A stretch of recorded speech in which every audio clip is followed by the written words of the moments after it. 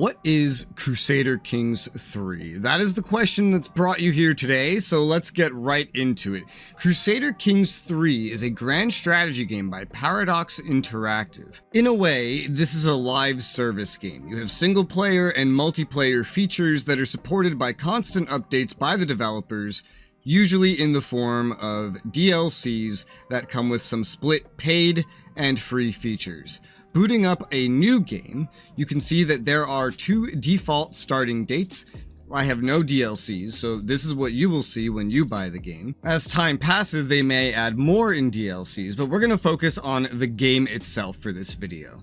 You have some preset scenarios that you can load up in the years 1066 and 867, playing as historically interesting characters. And I do mean characters. This is not a game where you play as nations. This is a game where you play as characters with varying levels of controls.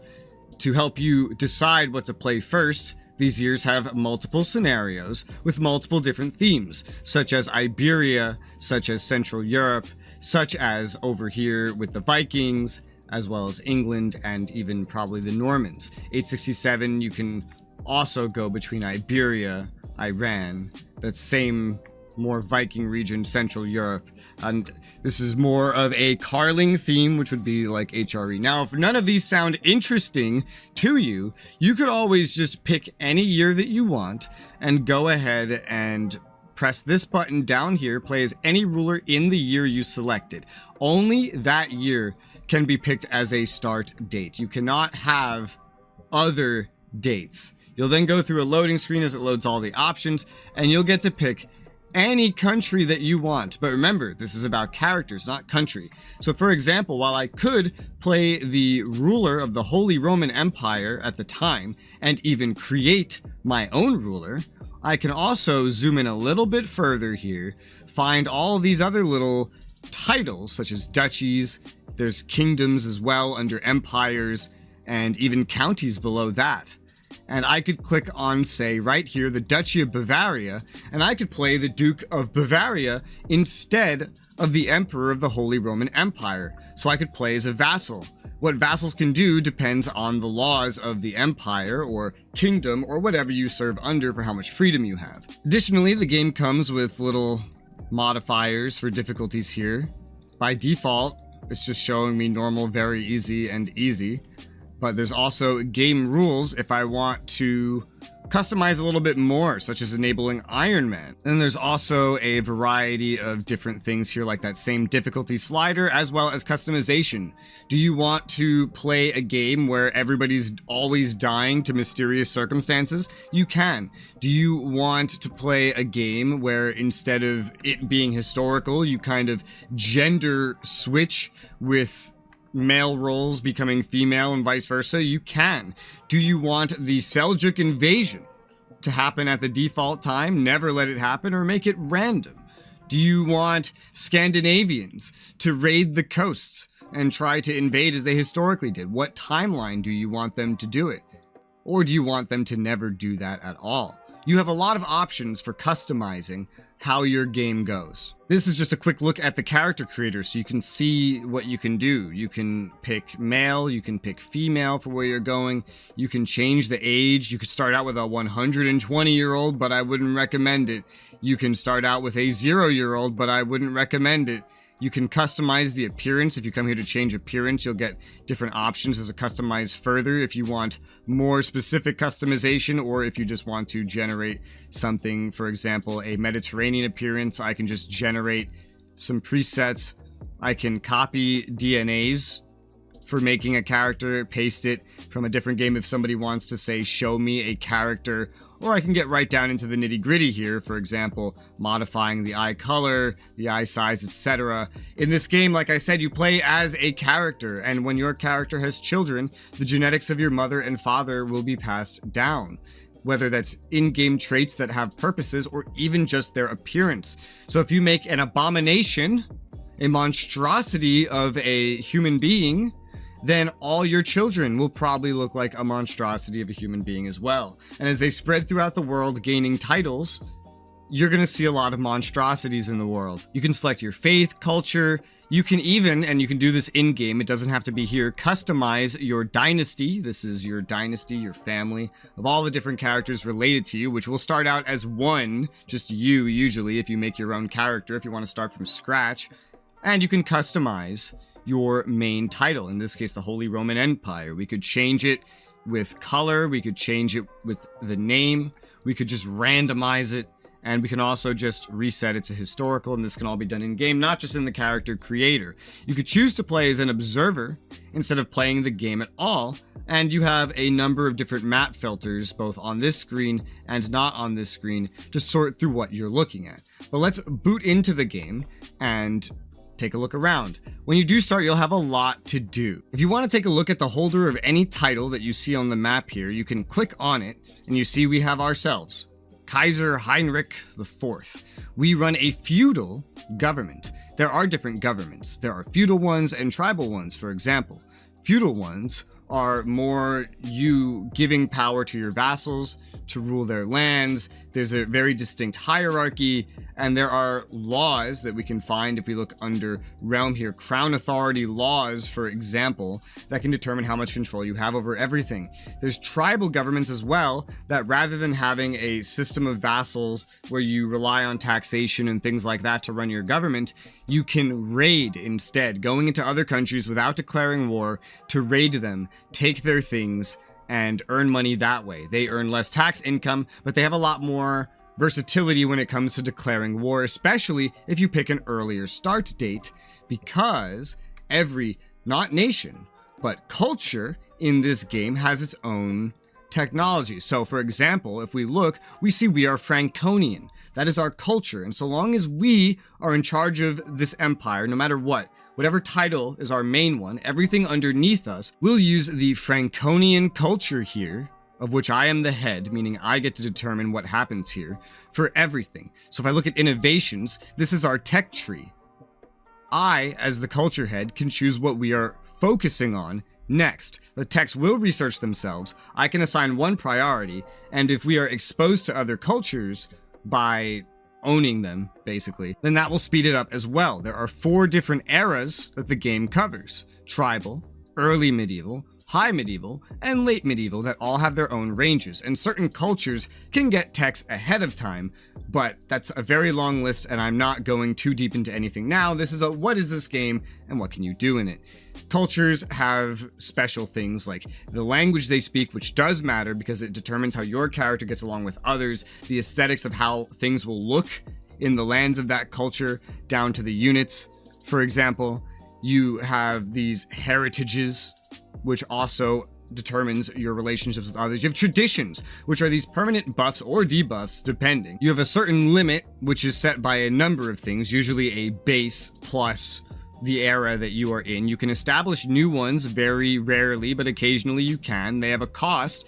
In prestige, and we can look at that now, this game has different currencies. Prestige you earn by doing things. Money you earn through the ways that I've already explained, and you can spend them on different things. Money is pretty self-explanatory. Tribal governments can find ways to spend prestige instead of money. So instead of paying someone to fight for you, for example, you say, hey, I'm very prestigious. You respect me. Do it because I have prestige. And piety, which is more for waging holy wars, getting favor with the Pope, and even getting artifacts. There's also renown, which is for your dynasty. If I click on my dynasty here, this is, well, my house first. My house is part of a dynasty. My house is just a faction of my dynasty that I more directly control. But I can look at my whole dynasty tree here, for example. It's like a big family tree. And I can also see the dynasty itself here. So this is the dynasty. This is the house. I can rename both, customize both. There's 8 living members, for example, in my house. There's 59 in the dynasty, and there's 8 houses. Anyone of note, really, that's landed can make their own house of a dynasty.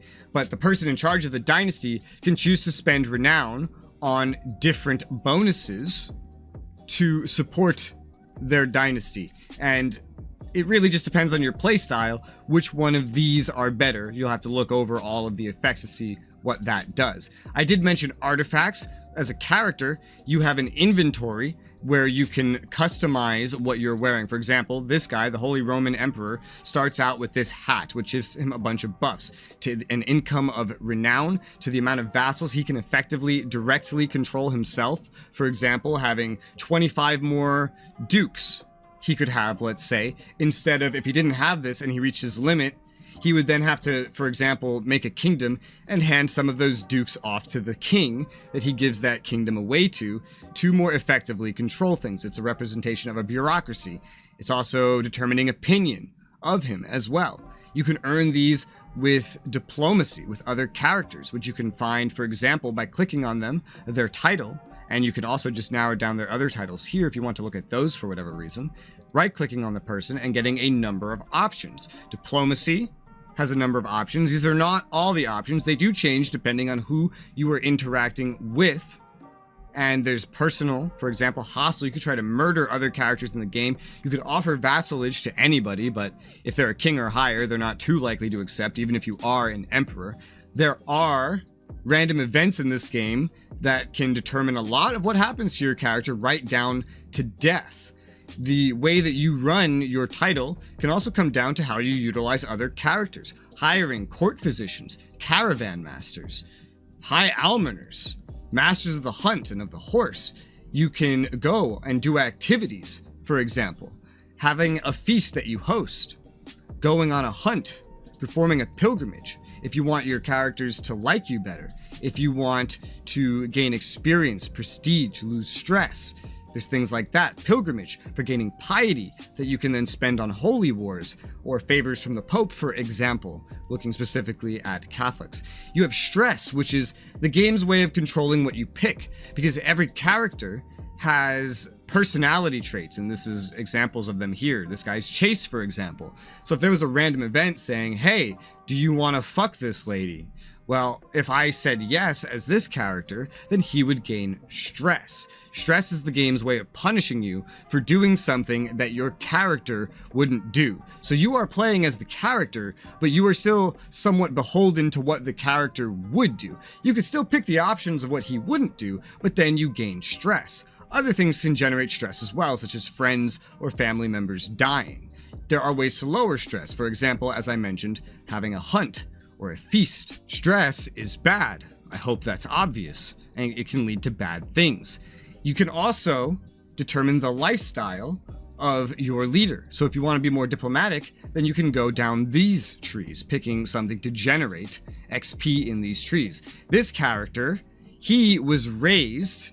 If you're raising someone, right here, this little lifestyle button, if it's your kid, would actually be an education button for you to customize what they're learning to be, and that determines what buffs they get. He had a martial upbringing, so he gains 30% more experience in a martial lifestyle. And there's other ways to get bonuses and debuffs to this as well. So he would learn all this stuff faster, but that doesn't mean that he has to do these things. He could also do something else if you just didn't want to have him do what he's actually better at learning regardless. A big part of this game is marriages. For example, he's married to Bertha here of the Holy Roman Empire. Characters can get married. For example, you can arrange marriage or find a spouse. Arranged marriage looks through your own court. Find a spouse looks at other courts. And there's different reasons to do this. You might gain alliances like this because this game does not have traditional diplomacy. You cannot just look at someone and say, hey, let's be allies. You can do that once with a specific diplomatic trait, but generally, no, you cannot do that. So you can look at an alliance power, you could sort by that, and it'll tell you next to the character what you gain from things or what they have. And so you could try to get an alliance with powerful nations by marrying off one of your daughters or marrying your son to one of their daughters, for example. You could see what marriage would gain you more prestige. For example, if you're a lowly count and you're marrying into a very prestigious dynasty, such as that of the Holy Roman Empire's dynasty, then you would gain a lot of prestige, or that character would. You could marry by rank, and you could look at the titles that they have and the claims that they have. If you want to try to get claims on certain titles into your dynasty, and then when you have that kit or you have these characters, you can then declare war for those titles, because you do need justification to declare war. And justification is not like a point system, like something in Supreme Ruler, for example. And it's not something I can just easily fabricate on anything that I want, though there are ways to do that. You could also get it through marriage or just by getting courtiers to join your court.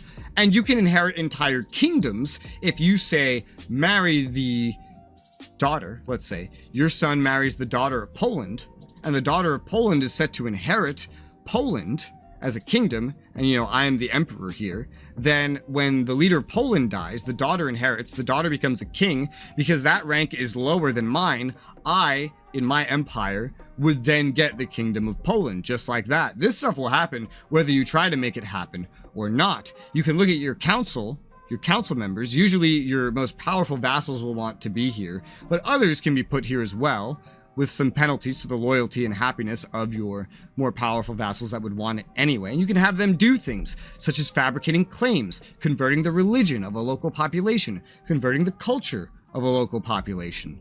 But all of this is limited by your tech advancement, by what date it is, because that's what really limits the tech advancement. War is not a focus in this game, but there is war. You can have knights, which are kind of like superheroes this game treats them as. They are way more powerful than any soldier. They usually fight each other and they lead your troops, giving vast bonuses to them. You can try to invite some to visit your court. You can customize them in certain ways if you have DLCs, but generally, simply, these are like superpower leaders, generals, perhaps, from Total War games, for example. You can allow them to be knights, you can force them to be knights, forbid them from being knights, recruit new ones, which usually cost you money, but there's other ways to get characters, like vassals will just automatically kind of be on that list. There are men-at-arms as well. There's two ways where you can get troops to fight with. Number one is with levies, which if you've played Paradox grand strategy games before, you should understand what levies are. It's the poor masses that will raise up in a stack and fight for you. For example, I have a rally point set. It's right here on the capital. I can set other ones by pressing this. This is my only one, so if I want to raise the local army, for example, or just raise all here, raise all men-at-arms specifically here, we'll talk about why you would do that in a moment, but if I raise an army, you see they split up a little bit because there's not necessarily enough supply to put all of them there. If I had control clicked, they would have all raised in one spot anyway. And then if I unpause, we'll see the levies will start to raise. The local army here is raising, and this is it being done. You can see what it is comprised of.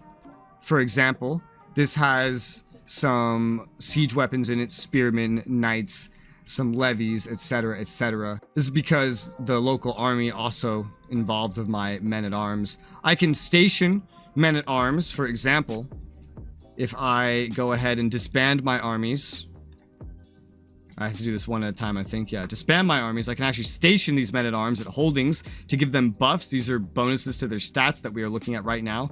Station these light horsemen in my capital, for example. There are buildings that you can build to customize the buffs that are given to men-at-arms. Men-at-arms are in between levies and in between these generals, these knights, for example. And certain knights can lead as a proper general, for example. There's different tiers here. Men-at-arms are sort of like normal levies, but on crack. They are professional soldiers, but they are way more powerful than any professional soldier would have been. A 5,000 stack, for example, of men-at-arms could slaughter a 20,000 stack of levies. Is that realistic? Not really.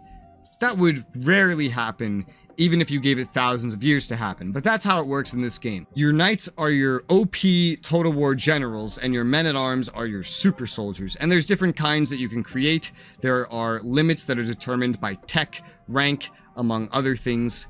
And as I mentioned, you can build things as well to customize them, but there's buildings for all sorts of things. For the defense of a location, for the production of industry, which usually all just gets translated into money in this game. There's buildings that will buff up your men-at-arms. There's buildings that will let you move around the map faster. There are buildings that will make raiding less efficient in that area, and there are buildings that will make it easier to, or harder, to go on hunts or hold feasts and things like that. There are different buildings that can go in your baronies or your county capital, for example, than would actually go in the capital of a duchy. They get their own buildings, and there are unique buildings in the world as well. For example, if I go down here to the papacy, we can see that there is a grand cathedral here. It's special. The Colosseum's here. It's special. It gives special buffs, and you can't build these anywhere else. So it adds value to certain locations like that. This game has intrigue, like I mentioned. You can try to kill other characters, make them like you, seduce them, make them your soulmates, among other things, trying to manipulate characters in other ways. It's really the focus of this game, is characters messing with other characters, not playing a nation like it would be in other Paradox games. There are decisions you can make, for example, restoring the Roman Empire, founding holy orders to help you fight against other religions. For example, you can make your own religions. You can make your own cultures, your own hybrid cultures, by mixing with other cultures. For example, if I wanted to, I could mix the Anglo-Saxons with the Normans. And what do you get? Well, the English. That's what you get. And of course, every title, not nation, title, can have its own succession laws of how things are split on succession, who would inherit, males, females, equal, things like that. And a female leader could be disliked by male leaders within certain religions, for example. Other titles can even be elective. By default, the Holy Roman Empire is elective. So there will be elections and you can nominate who you want to win and go that way. So there could be kings in the Holy Roman Empire getting elected back and forth. You could be the emperor of the Holy Roman Empire one day, a king within it the next, and then the emperor again later on. But now with all of that said and out of the way, we have here a very complex game. So you now know everything you can do, generally, in Crusader Kings 3. You now have an idea of how this game plays. But if that was maybe overwhelming, which it probably is, these are very overwhelming games, in the simplest terms, what is this game? What is Crusader Kings 3? Crusader Kings 3 is a grand strategy game where you play as characters focused on interacting with other characters. There's a lot that you can do, as I have shown off all the different features. It is a very unique game, that's for sure, because it's not about playing as a nation. So this may or may not be your cup of tea. Despite being focused on characters, the game does have systems to stop you from having full control over your characters. For example, if I was playing Imperator Rome and I got an event, I would have full control over what happens, certain things being enabled by special traits. In this game, I still have full control over what happens in the same way, but the game might punish me for not matching the character itself. So this game is part building your own character and part trying to manipulate your own character to getting the intended results that you want. And that's what Crusader Kings 3 is. It's all about the character. I already have a PvP posted on this game. If you want to watch that, it's on the channel. It's a playlist.